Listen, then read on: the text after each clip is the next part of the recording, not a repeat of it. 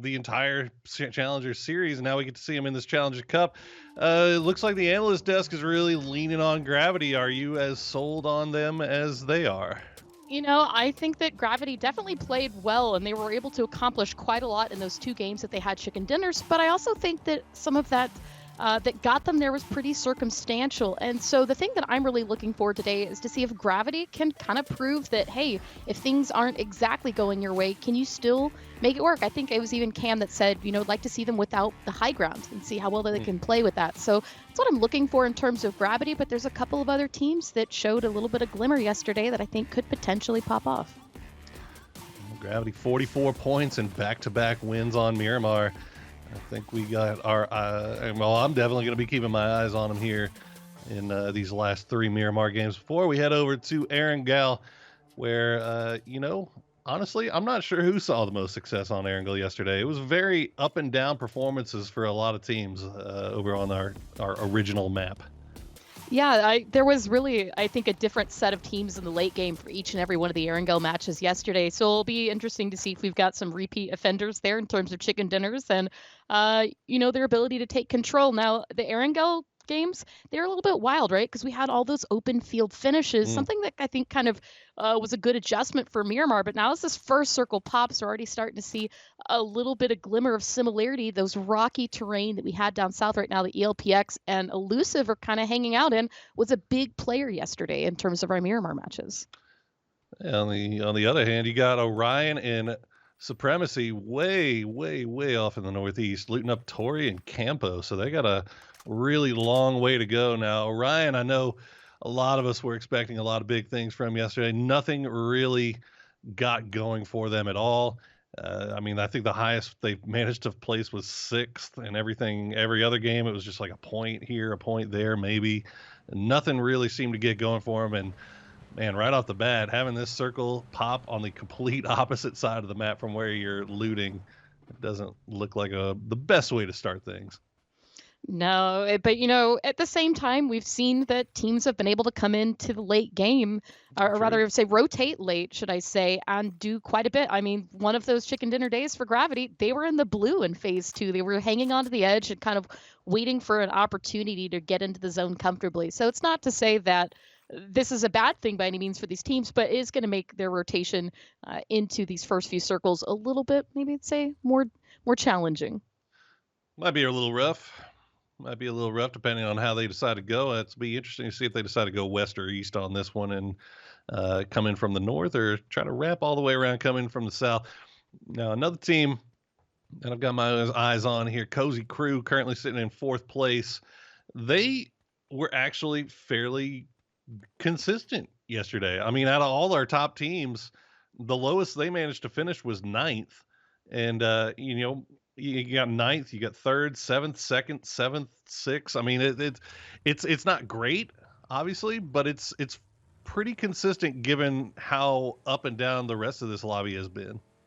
Yeah, and you know what? Additionally, through this as well, Cozy Crew has used a lot of opportunities to get down points in kills, and that's something that it's really going to help out in this lobby because, as you said, it's really been kind of I guess a change up, on who is or isn't feeling themselves comfortable in this game. And part of it, I think, is just some of the weirdness of this lobby, right? The styles of plays that are kind of coming into account here.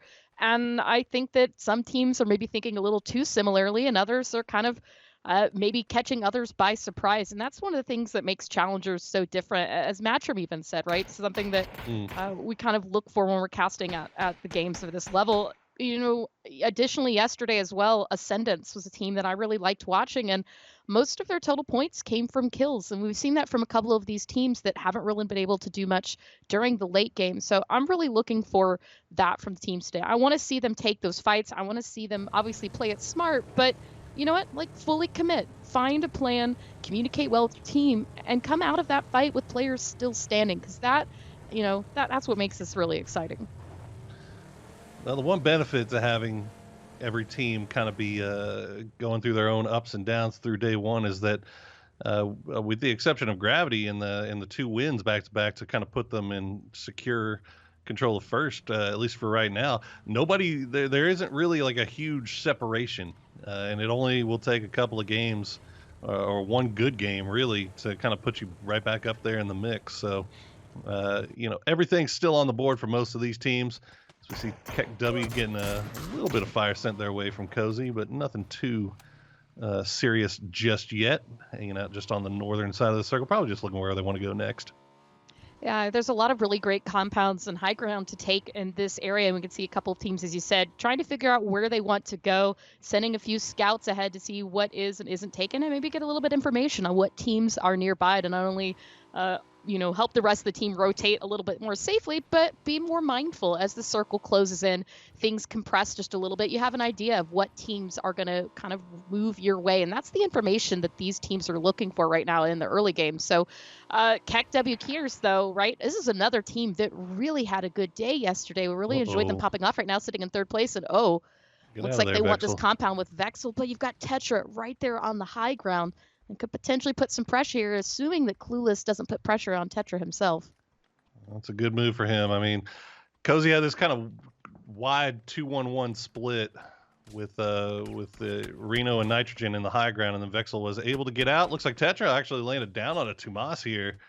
That should be a fairly easy res, but Cozy taking up a lot of real estate, and they managed to survive for now. As we see Tetra still laying down the fire, although he's got to be careful. It looks like Vexel will come and join him, but he's got Ascendance right behind him, and he's actually going to get shot in the back right now, and he's going to go down. I mean, the moment that Tetra laid into Keck W Kiers, Ascendance turned, looked his direction, realized, wait a second, guys, we don't have this hillside to ourselves. In fact, all four players now getting a vehicle, sending it to Tetra. They want to see what they can do with this. Vexel actually looked like he was kind of going up there for the res, but heard this push coming in and had to make the hard choice of leaving Tetra behind. So unfortunately, Cozy, I think, is going to lose one here, but you can already see as well, Keck W Kiers keeping a watchful eye on Vexel as he drives out. Some bullets coming in from Simply Matt, but it's not going to do too much. So Vexel should join the rest of Cozy Crew quite safely. But, I mean, this is a very good aggression early out coming in the late game for some of these teams, especially ones that we've really been looking for to turn the dial up just a little. That's really good from Vexel, to be honest, and to be able to get out of there. I know he was trying to go up there and keep the 2-2 split going, but to realize the situation and be able to see that Ascendance was coming. And, like you said, it is a hard decision to leave that player behind, but sometimes it's one that needs to be made. And as of now, Cozy will be going forward with 3 instead of 2, as we see Sharu and the rest of Clueless all collapsing right on top of one compound. A lot of this going around. We see some splits, but it seems like these splits might be getting a little bit more punished than we're used to seeing usually. So some of these teams now opting instead to kind of keep it a little bit closer. Yeah, I'm wondering almost if some teams have learned from the chaos of yesterday where 2-2 splits might be good, but we saw a lot of them kind of falter and fall apart just a bit because you've got the full force of one or sometimes even more squads raining down on you. So picking a strong position to play from early on and see where that phase 2 or phase 3 circle shift goes could be huge. I mean, if this is a hard rotation to the south, there is always that potential that this could go to the Los Hicos, Minas del Sur Island. And we don't really see that very often. But I think right now teams are just trying to think, hey, how further down south of the coast can I get? Because obviously once you get to that mid game, it's going to shift back. But look at this Virtue right now in big fight with Play for Fun. Math gets taken out, and another fight for dominance on position here, Poro. New circle does pop, and we are heading over to Chuma, right dead center, where Elusive is hanging out on the high ground, and wouldn't you know it, they get two free crates for their troubles as well. So Elusive setting up real nice through the early part of this game. We'll have to see if they can control that high ground, as it looks now like Elpix, PDS, maybe even Rarity coming in from the south side, and you know that there's going to be a few teams making their way through on the north here as well. I mean, see, even it looks like Zavrin hanging back for Gravity, just making sure things are a little bit clear on the edge before they move in. It's Orion coming in from the north. The only other teams that really need to make a move here is Virtue and Liberate, but they should be able to get in pretty safely. There's still plenty of places out to the west to put down. But, as you said, that position that Elusive had, it was a very strong one, but you've already got a couple teams starting to edge their way into Chumacera and maybe challenge them for that real estate just a little. Uh-oh. Looks like Orion's going to be pulling Real close to play for fun. Yep, they're hopping out, and they are immediately set upon as 174 is going to find Gwen Stacy. Number one, Tater will take the shots back, and that's going to keep him alive for the time being as he was able to land the timely shots there on 174's. And we'll see what UMAD decides to do. We were talking a lot about UMAD going from the round of 16 as one of the really good players on that squad, but he's just been absolutely invisible through one day here in the Challengers Cup.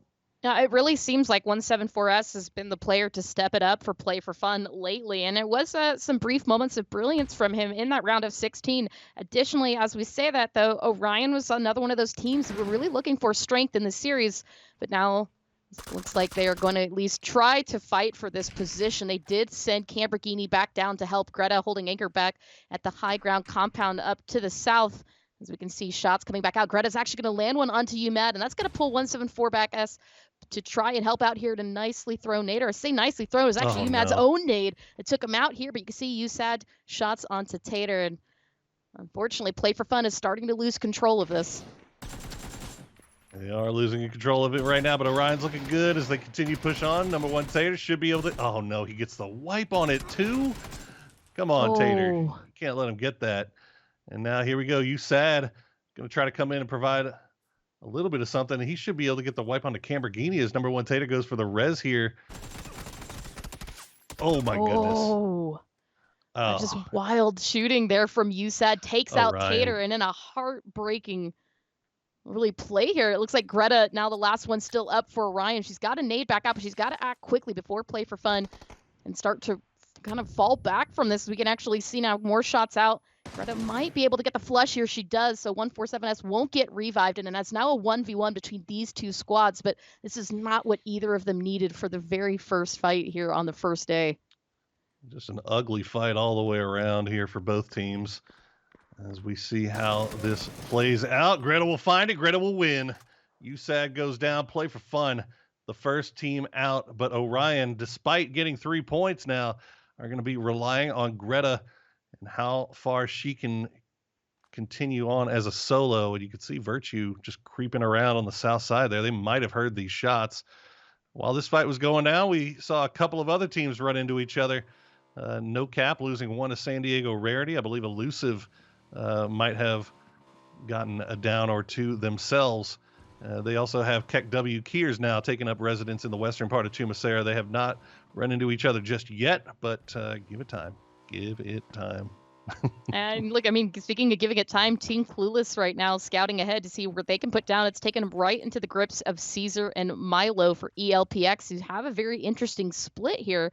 Additionally, now, as you can see, Nick perhaps might have had an idea that they are here. We've had a couple of shots come out a little bit earlier. You know, back as well to the fight at hand with Greta, Evasion X was taking some shots at her earlier, and it looks like Tanaka and Evasion have been sent ahead to try and challenge Greta for that compound as Virtue wants to hold on to the north. But now as we watch what's happening for the south, this high ground that Team Clueless is trying to push into, it looks like Caesar and Milo are going to go ahead and move forward. And that's going to allow Team Clueless to comfortable backfill for right now. Yeah, Team Clueless pretty comfortable working this area around the southern part of the map here. We have seen them mostly play these hills. They will take that compound every now and then where Tudu and Monster are. But, ooh, look at that. Caesar actually going to get spotted out and taken out by Sharu. Quick and easy. As TC picks up one. Meanwhile, checking on Liberate. This is on the far western part of the circle. They have some high ground, and they've got Ascendants right below them, but that's just about it. We'll see what they have to do. They're fairly safe for now, as Rarity going to take a few shots into passing vehicles. It looks like they were able to pick up one off of Supremacy, though. And, you know, another team, right? San Diego Rarity, one that we were a little bit concerned about coming out of PCS3 and their ability to keep that aggression going. You know, this seems like a very different team, and I don't know if it's just comfort with the lobby or if maybe they've started to figure out the things that they needed to work on, but I'm really liking the growth that I've seen from them so far this series. Is now sitting in 4th place. We can see Deadeye was absolutely deadly with the Bolties yesterday, sending it ahead onto Supremacy, try to get another site here. This is aggro stuff from Rarity, and this is exactly what you said we want to see, but the problem is Clueless overlooking the top here, and that might actually push Deadeye down. He's going to have to get dropped to about half HP. just hiding from the bullets right now. The only thing he's got going for him is maybe Supremacy will draw the attention away here.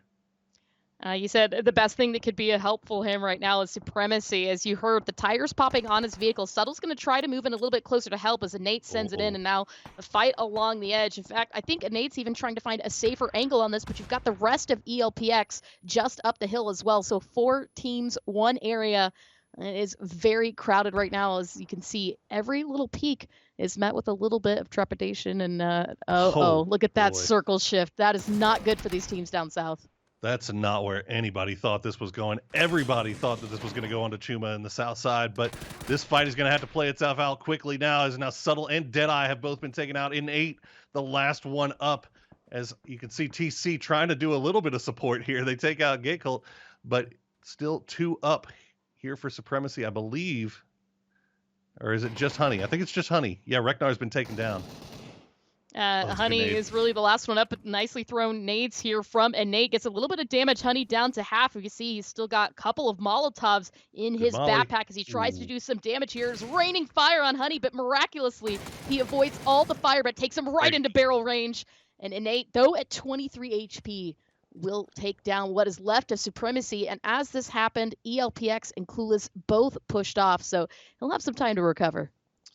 Well, the problem being that they win the fight, but Innate now all by himself, as we have another solo player that's going to try to survive for a little bit longer. KEKW Keers, meanwhile, try to make their rotation. They're running right into Ascendance. Tomas gets taken extremely low. The rest of KEKW working the hillside here, as Ascendance is in that 2-2 split separated by the street. Oh, I don't think he meant to close the door. There you go, Tomas right now trying to find a healthy and safe angle here onto Ascendance. Try and stay alive with the Scar L. We can see just on the outside all those Molotovs doing their damage to Simply Mattis. He's been taken back out of the game, and you've got kind of a really bad situation here. I mean, he's kind of trapped to the point where his teammates are really on the other side of the compound to help out. You can see Winnie looking for another angle along with Retaliative, try to give him just a little bit of relief. Yeah, this is a tough situation for Winnie and Retaliative. You want to be able to go there and provide some support for Tomas, but they're kind of pinned down here by Ripper and Beck. Meanwhile, you see Team Clueless also making a rotation right behind them. So Witty and Retaliative, you want to be able to kind of crash that compound, but you also don't want to give up the ghost here. So they're going to try to see if maybe Tomas can take care of himself. Retaliative, though, will pick up the kill and the flush on a Nick 101. As now Ripper has sent it across the street, and now it's a 3v1 here. Let's see what Tomas can do. Tomas, I mean, we've seen him do full squad wipes by himself. His mechanics are absolutely wild, but as you can see, the kill feed, so many teams that are still trying to work their way in are not doing too good for themselves right now, as Team Clueless kind of actually just rotated right through this now. So this fight, though, between KEKW, Keers, and Ascendance, they've got the extra time onto this. We can see Ascendance is tired of waiting now as they run up the stairs, try to push onto this, but now that's going to get Tomas right back outside, but he gets taken down here as Ripper gets the knock. It was a good effort. It was a good effort by Tomas, but I think they pretty much knew the writing was on the wall here. Retaliative and Winnie just going to stay alive for the time being. Ascendance, though, picked up that kill. They got a nice little compound in the corner of the circle now. Team Clueless is, you can see, kind of split around. They've got Sharu just off to the west, Hambino to the center, Lister all by himself here for Pros Don't Snake. We'll see if he can snake it out and bite Sharu in the butt. It's so many teams that are trying to rotate from this position. Team Clueless had actually sent 2 ahead. We saw Nick 101 get taken down. He was on the back of Hambino's bike, and there you go, another hard shift, this time in favor, yet again, of all the teams that have placed down into Chumacera. But Hambino, right? Really nice position to the center. So if Sharu can make it out of this fight with Lister alive, there's potential that Team Clueless could rejoin back as a 2-man squad, but Sharu's not going to be safe until he handles this threat. One thing that they've got going for them is that they are on this high ground, so Ascendance doesn't have any vision onto this. Although they might if they see Sharu running down the hill here. I think Sharu just kind of leaving this, doesn't want to mess around with Lister anymore. He just figures I can get down, try to get into a circle, and we'll deal with it then. Meanwhile, Gravity, just north of Chumacera, nice 2-2 split. And again, we've seen what they can do with the high ground. They're holding on to it right now. Already 6 kills in the bag. I mean, really liking those northern positions and play from them. The issue, of course, at hand comes from these crazy hard shifts that we've had for gravity. And so as long as the circle stays in their favor, it should be great. But if we kind of see it go a little bit more towards where the rest of these squads are, they're going to have to really fight for that position. As you can see, Monkey Business has already taken a little bit of interest in gravity, and they're going to go ahead and pull back Lipson and Zavran, who had sent just a little bit ahead to try and scout this out. So maneuvering their vehicles to stay back safe. You can see as well, Liberate's found themselves the nice high ground, taking shots at this, a fight on Ascendance. In fact, this might be the distraction that Sharu and Lister needed to come back down from the hill. But of course, as I say that, Ice Tech zooming into Sharu just a little. Ooh, nice shots coming out with that MK. Will get sent back by Beck. As Ascendance still needs to work their way in. Remember, they had 3 on that southern side of the street. Winnie and Rhett still up for Keck W keys, but they have the circle. They have the ability to maybe do a little gatekeeping here. We'll see what happens with them as Liberate makes their way in on the north side of the road. And you can see the terrain that they're playing with. Here we go. This is the fight we were talking about. Oh, no, Elusive. Elusive has constantly been taking shots at here from Chumacera, and we can see Fizzle is going to get retaliative back out. Winnie, though, is still alive, and I'm not sure if Ripper and the rest of Ascendance are in a position to want to push this. You can see already as well, Sneak Attack getting down another player there as Beck gets knocked. As all this is happening, excuse me, now Beck has found another player. Lister has sandwiched themselves in between, so pros don't snake, snaking right here in Ascendant's own backyard. Yeah, this is wild. Lister eventually will start to strike there. Here comes the shots. They're going to find the down onto Beck. And he should get the... don't think he actually gets the flush. No, Raven just bleeds out. Now Maji's going to go down. Actually goes down to the circle, even though he's been shot. Now Winnie, I think, realizing the situation, is going to come peek up over the top of this. Let's see if he can find a down, any shots, anything. Gonna come. Oh, Ripper, quick on the trigger. We'll get the knock onto Winnie, and flush onto Winnie, rather. And that's it for Keck W Keers. Beck has also been spotted out, or I believe Sharu been spotted out as well by Liberate. Is now Gravity going to get involved in a fight here with Virtue. Oh, D-Rich and Panko both falling here. Zavran trying to get himself to a safer angle. You can see Lipson's actually just going to pull back from this fight. And Greta the Goat was also found amidst this chaos. Gravity holding on for the high ground here. Looks like Zavran is going to try and help out just a bit, but more throwables damage from Virtue is going to get Lipson down to 50 HP. You can see Badiolo trying to finish some kills here to guarantee that their points not only go to them, but so you can see just how many teams are downhill from them. Additionally, somehow, that nade from Batty is going to get the knock onto Lipson, find the flush onto D-Rich. Now it is all up to Zavran here. Right on time with it. He's going to take a few shots here. Zavran come from behind. They should have known he was there. How do you not know that? He goes down, he gets flushed, and Zavran eventually will get taken out as well. But Virtue paying the price, down to 1 player here. And coming from the north side should be okay. You got Liberate playing up there. But wow, what a fight there between Gravity and Virtue. As now Monkey Business looks like they finally trying to dig out Cozy Crew. Monkey Business really playing for this compound. Additionally, you've got Elusive right back to the top of the shelf here. They've been putting just a bit of pressure, so they're going to go ahead and pull out of Chumacera, but that's going to make more trouble for the teams right now that are fighting to hold on to what little cover they can. As you see, JL Day gets Kite down with the SLR, and more throwables back on this one, bouncing right by Vexel. It's going to be a flashbang. And Gribbles trying to recover here, but Reno knocking down that one, but 2 players of Monkey Business picking up the flush as quickly as possible. And though Gribbles is back up to 100 HP, he might have waited just a little too long to take shots here. They got the blue creeping in. They should be involved here, but JL Day being an absolute nuisance up there for Elusive, seeing if he can pick off any more out of this fight, as it is all down to just Reno and Vexel and Gribbles as they hang out inside that compound. You can see Jay with that overview. But this fight doesn't have to finish off for right now, as they have the circle, and Badiolo will get spotted out by Liberate. That's going to be it for Virtue, going out in 7th place. I mean, look at how much terrain Liberate has to control over. I'm really liking this. I mean, Liberate has been quick on their feet to keep good control in this terrain, and Hambino, who has been lying prone trying to keep his team up as late as possible, is now going to have to finally make a move towards the circle there. As you can see, Bahawaka and Hello Senpai already set up on the map with Ripper for Ascendance in that position. Now, Elusive have a good place to kind of play from this, not only keep that pressure on the rest of Cozy Crew, but potentially spot out Ripper and maybe even do some damage on Hello Senpai and Baja from angle. But you can see just how spread out Liberate is, how much control they have over the northern part of the circle. Oof.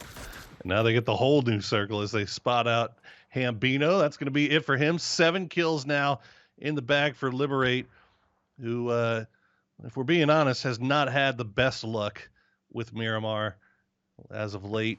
If you go even back to the last game of PCS3, oh, Jay All Day finally gets caught out here by Reno. So Elusive should, I don't think they can get that res. Yeah, the Blues pushing in.